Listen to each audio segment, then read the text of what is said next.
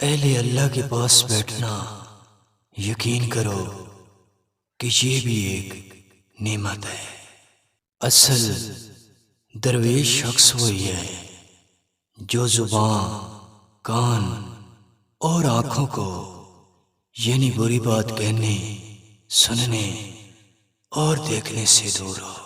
اے انسان، اگر جسم کو حرام سے ہمیشہ کے لیے آزاد کرنا چاہتے ہو تو لالچ کی جڑ کو کاٹ دو۔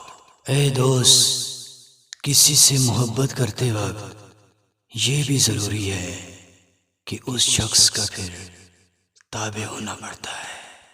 یقیناً جو شخص اولیاء کی خدمت سے دور رہتا ہے وہ شخص حقیقت میں اللہ تعالیٰ کی خدمت سے دور رہتا ہے۔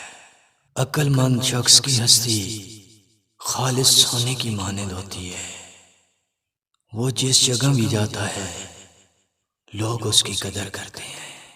بے وقوف شخص ہمیشہ چپ رہنے کے وقت بولتا ہے اور کچھ کہنے کے وقت خاموش رہتا ہے۔